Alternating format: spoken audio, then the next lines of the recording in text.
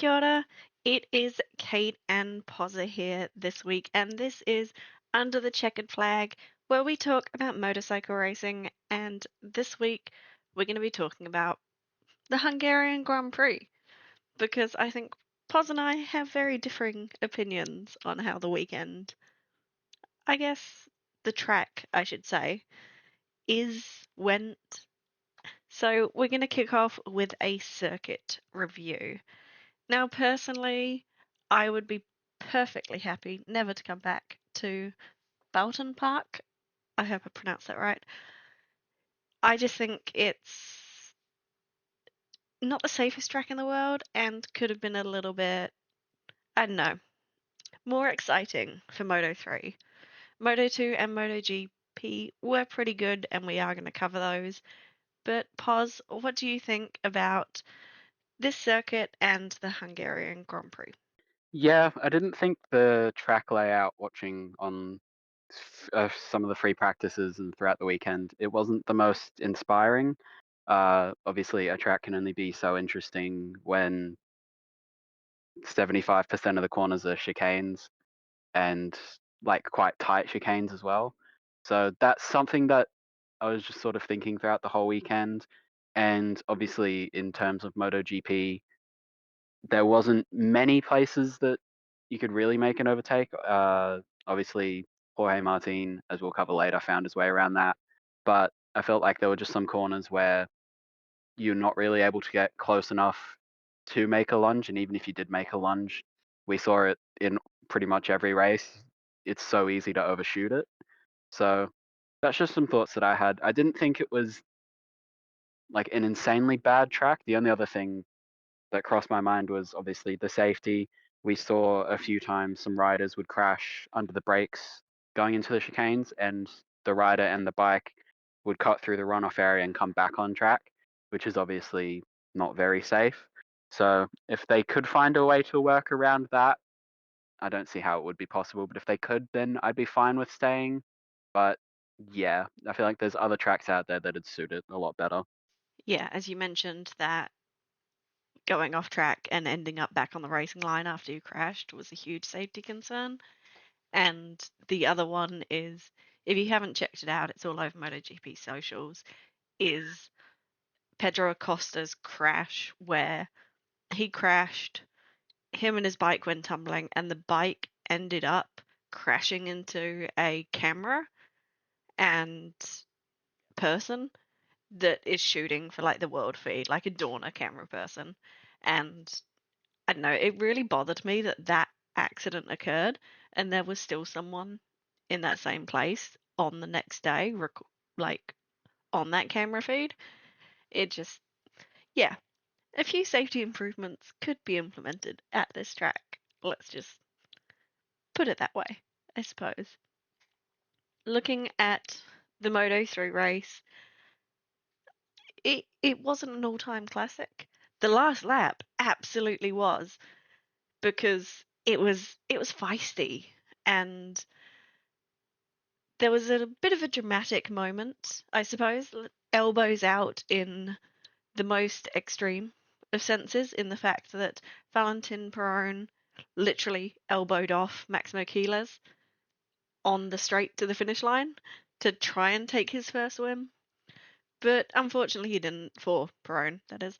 So Maximo Quiles took first place, Valentin Perron took P2. David Munoz, who's normally the one that we talk about when it comes to aggressive moves, had a clean race and took his fifth podium in a row with a third place. Rounding out the top five was Angel Baqueras and Jose Antonio Rueda. Overall, not a lot of overtaking, but we did have a pretty sensational end to the race. What are your thoughts on the Moto3 race? Yeah, I know that you've shared a few opinions that you didn't think the race was very good at all. I kind of don't really agree with that. Obviously, it wasn't one of those Moto3 races where you see like five riders going into every braking zone alongside each other and like chaos and carnage everywhere. But I feel like it was one of the races that we sort of see now in the Pirelli era where they kind of keep it calm for most of the race, just preserving tires, making sure they're all in a group in the fight for the lead, and then in the last sort of like 5-6 laps they start going at it, which is kind of what we saw here. Um, Obviously got a good finish, 18 thousandths at the line between Keeles and Peroni, two rookies as well, so it's good to see them sort of starting to make a name for themselves fighting at the front. As you mentioned, David Munoz was pretty tame, which is nice to see sometimes. Stuck it in third, good result for him. Angel Piqueras took a few more points out of Rueda's advantage at the front of the standings, but I feel like Rueda's just got to sort of settle into the mentality that he can afford to lose. He lost 2 points to Piqueras this week, and that's like well within the range of what he can lose. So I think that's sort of the mentality he's just going to lean into, that even finishing a place behind Piqueras every race is completely fine for him. Alvaro Carpe, another rookie, was in the top 10 in ninth. Casey Gorman, I believe, scored his first points in 13th. I'm sure Kelly would have mentioned that if he was here, but alas. I'm pretty sure Marcos Uriarte is also a rookie, and he was in 15th. So some good results for some rookies up and down the field. And I'd just like to give a brief shout out to Joel Kelso. Finished P8. He's come off the back of some pretty bad injuries recently, so good to see him up there. And Jacob Ralston in 10th, just because he's Australian and I like him. I get what you're saying, actually. Now that you've actually vocalized it, I'm just not used to the Moto3 guys acting like MotoGP guys, as in having the sense to actually wait to overtake and having that mentality. So, you may have swayed me on the Moto3 race. And it's funny that you should mention Kelly, our podcast host who isn't with us today, and her favourite riders in terms of Casey O'Gorman. Because looking at Moto 2, Kelly's favourite rider may or may not be Colin Via, and he had a wonderful weekend. He's a rookie in Moto 2 and he came in fifth place. A really, really solid result for him. Just ahead of him was Jake Dixon, who was confident all weekend. And I'll admit, this weekend I had to tap into the TNT feed because my video pass was extra glitchy. So maybe I just saw more of Jake than normal, but he just seemed to have this, I don't know, aura or presence about him this weekend and just so much confidence. But the podium was Manu Gonzalez in P3, Diogo Moreira in P2, and David Alonso, the rookie, taking his first win in Moto 2. Overall, though, this race and this championship this year is probably my favourite of the weekend. It was super exciting. It always is when Diogo's at the front because he's aggressive. And I do like that in a rider, to be fair, where they're not afraid to get their elbows out. It was just, yeah, a really good weekend. I am a little bit disappointed in Tony Arbolino, but it is what it is. He took a point in 15th place, so yeah. What are your thoughts on Moto 2? I have to be completely honest. I wasn't expecting this race to be anything close to what it ended up being in the end. I sort of thought Moto 3 would be the one that was sort of like half decent, and I expected Moto 2 and MotoGP to both kind of just be kind of dominated by one rider with overtaking as hard as what like everyone was thinking it would be. But pleasantly surprised, it was actually a very good race. Obviously, getting a new winner is always nice to see, especially when they're a rookie in David Alonso. So that was good to see for him.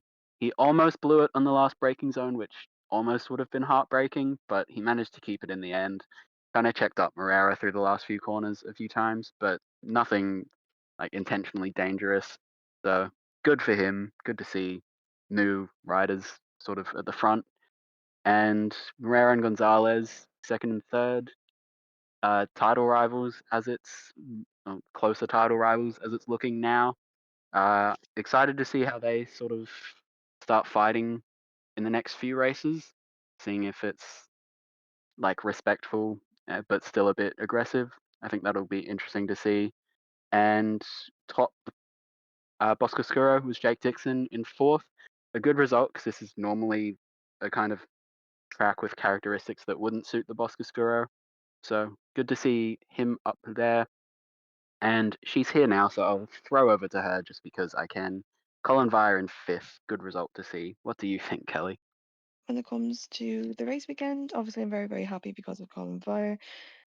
Honestly, the fight to line was probably the most entertaining I think I've seen for a long time. I thought Gonzalez would pull through, but he didn't, and David Alonso pulled through. First win, rookie win, quite impressive. Alonso Lopez had a pretty hard crash. On his Instagram, he posted his face afterwards, and you can just see like he was bruised, he was cut, it was bad. So just happy he's alive and okay. Um, the four-rider pileup on the first lap wasn't really nice to see. We summoned her by just saying her name 3 times, and so, as you can tell, Kelly is with us now. And yeah, obviously a bit of a mixed bag in Moto 2, but overall a pretty good race, that's for sure. The MotoGP sprint, it was good, especially when you're a Honda fan. And the reason for this is while Johann Zarco had a pretty horrific weekend, and I am an LCR fan over the fact I'm a Honda fan, we got to shout out Joan Mir. P6, very good result, but 2 steps ahead of him was Luca Marini, just off the podium. Super exciting to see Honda up there, and yeah, it's just awesome, and you just gotta keep hoping that they keep making these steps. Not so good for Yamaha, who from memory, I think, I want to say Miller, but it was probably Quartararo was their top rider of the weekend and of the sprint, unless Quartararo crashed, which is a very realistic possibility. It was P12 for Miller, so the Japanese manufacturers, it's still hit and miss. The podium, though, 2 VR46 bikes on the podium. So Franco Morbidelli took P3, Fabio Di Gianantonio took P2, and as usual, Marc Marquez took P1. What did you guys think of the sprint? As always, I didn't find it as entertaining as anything else over the weekend because it's just not as fun. Um, yeah, I'm just more annoyed that Quartararo crashed out and Bastianini. That annoys me, and it was so stupid. It was so dumb. It was like for the dumbest reason. Fabio like basically kamikazed, and then Bastianini decided a couple laps later that he wanted to do the same thing. Why? Why would you do that? It wasn't very nice, and it annoyed me a lot. Bagnaia was just a total howler, absolute howler. P13, no points in the sprint, very, very bad, considering the fact that Marc Marquez won not by a country mile, but by a good little bit, 2 seconds. Fabio Di Antonio took a nice little podium, good for him, happy for him. He was quick this weekend. Frankie Morbidelli was there, but I can't stop that, I can't change that. I just have to pretend it didn't happen, and in fact, and pretend that it was my guy, Luca Marini, on the podium instead. A top 5 on that Honda is actually insanely impressive, to be honest. So honestly, I'm happy and not happy. It's really, really mixed there. Yeah, just going back to what Kate was saying, just to clarify, Fabio Quartararo was, as Kelly mentioned, in a turn one accident, just outbroke himself, managed to collect an Air Bastianini on the way through. So unfortunate for those two, and extending that out to Johan Zarco, who was collided into by an Air Bastianini, but the team Tech 3 was saying that was because Bastianini's ride height device got stuck because it copped a whack from the Quartararo incident. So it was an interesting take from the stewards to give Bastianini 2 long laps for that incident, even though it was what Tech 3 was saying mitigating circumstances because of the mechanical issue, and they only gave Quartararo 1. So that's something I found interesting. Um, and Jack Miller did not end up being the top Yamaha. So just clarifying that. Now, I appreciate that, like, a lot, because obviously my brain just forgets things constantly. It's almost like I have ADHD or something. But I do have to agree. I think the way the stewards are penalising or have been the last couple of rounds, It's falling back into, the pre-Simon Crafar way of stewarding, and hopefully they sort of clear that up. At least, yeah. They need to figure something out. It's been better, but hopefully they continue to improve the way that penalties are distributed fairly, shall we say. Looking at Sunday, this race, I didn't expect much. In fact, I didn't expect anything from it. I had pretty low expectations, and I was blown out of the water a bit because this is probably one of the more exciting races we've had this year. I don't really know how to describe it other than the fact that I actually thought Marc Marquez might not win this for a little bit. Of course he still did because it's Marc Marquez. I put my faith in Furman Aldiger when I obviously shouldn't because he is a rookie and he is mistake prone and he crashed out of this race. The podium in P3 was Marco Bezzecchi, in P2 was Pedro Acosta, and in P1 was Marc Marquez. We had 3 different manufacturers on a Grand Prix podium in the MotoGP class. I feel like we should be, I don't know, singing it from the rooftops because this feels like quite an achievement in this Ducati dominated era. But the rider just off the podium is the one that I think probably impressed most of us this weekend, and that is Jorge Martin on the factory Aprilia. Just he did so well this weekend. He gained so many places. He showed why he was a world champion, and it's just super exciting to see what could have been, I suppose. And I really do hope he remains fully fit and next year it's just yeah, it was good to see, and I'm super happy to see him up there. And again, we have to shout out Luca Marini because a Honda top 5 in the race. There's just something about him. I'm so happy that they seem to be truly gelling now. So those are my ramblings on the Grand Prix. What do you guys think? I definitely agree that Honda's made some sort of comeback or done something right because even with John Mir crashing out again, actually talking about him, I'd start to reconsider about him. Sorry to say it, but even without being taken out by other people, he's crashing out on his own. And if he's not crashing out on his own, he's just not very quick. And I think that's a sign of him being a little bit, washed. I'm sorry, I had to say it. I don't see what's in him anymore. Aside from that, Luca Marini once again in the top 5. It's actually really impressive for that Honda, considering the fact he was nowhere at the start of the year.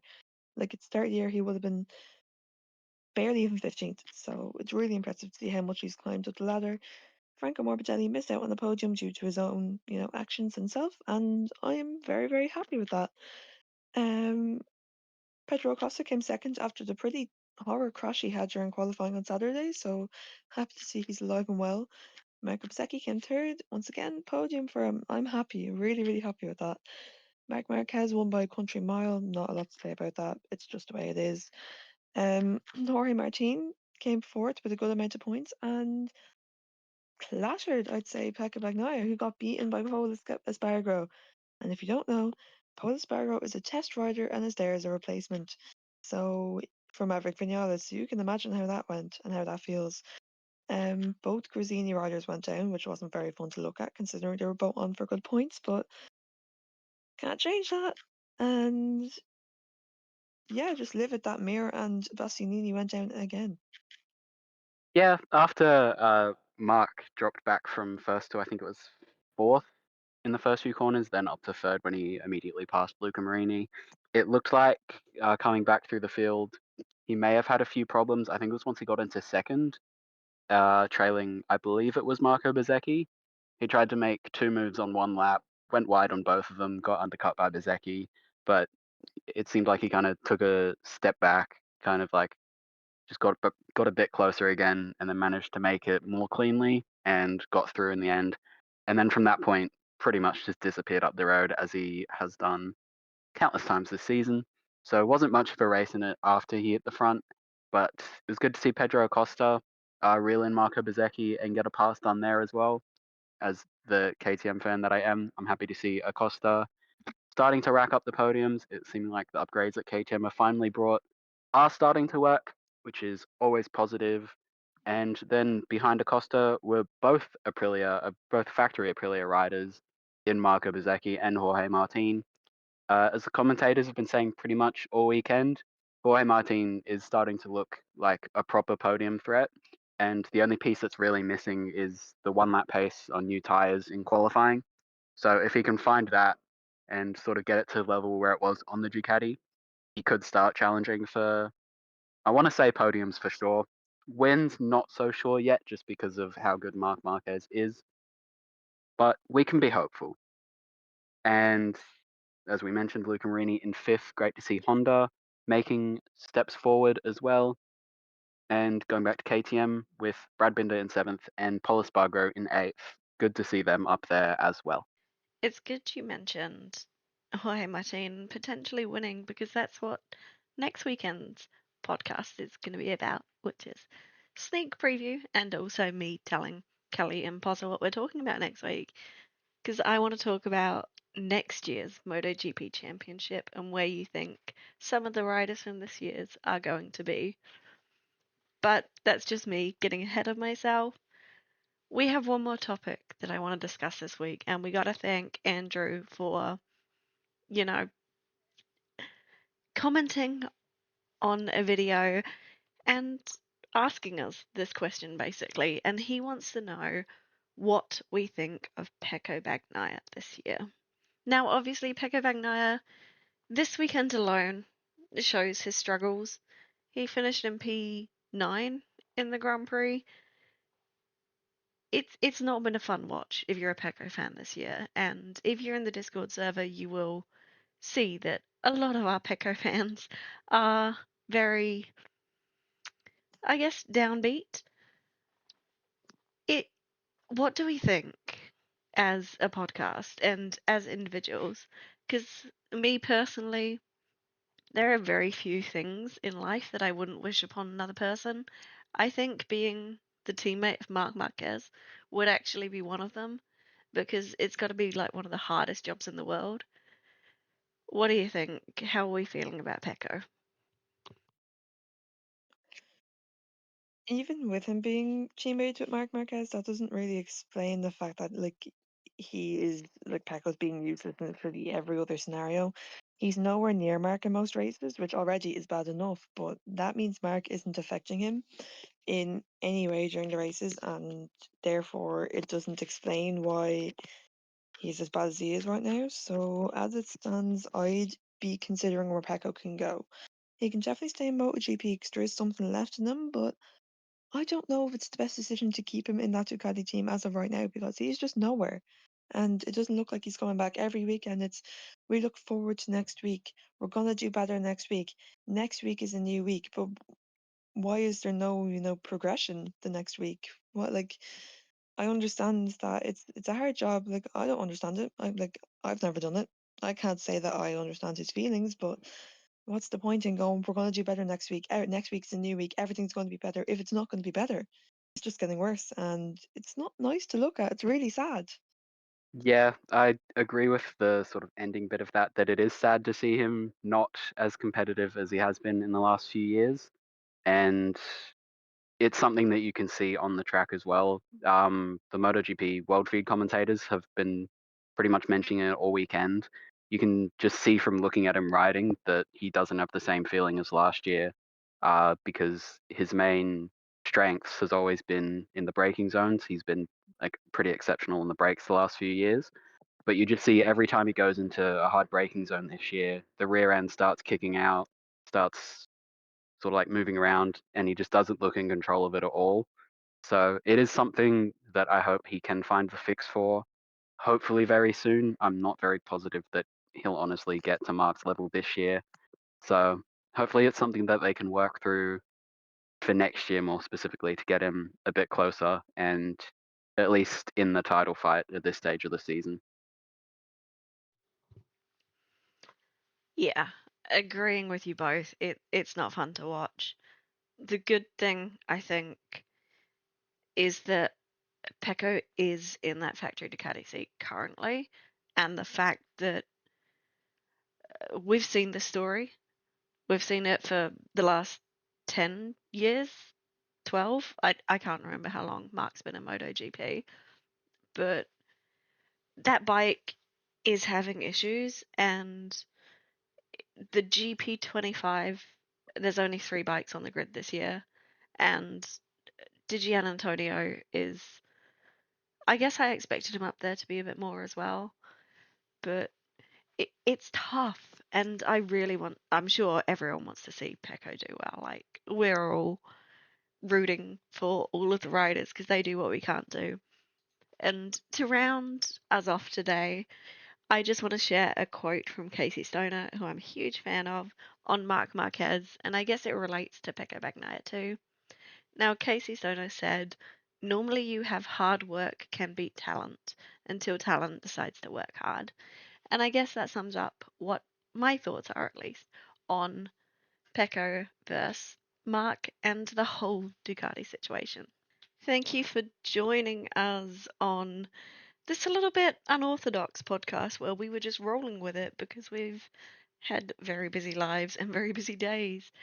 We'll be back next week and we will be talking about next year's championship, not just in MotoGP, but in Moto2 and Moto3 as well. Ka kite ano.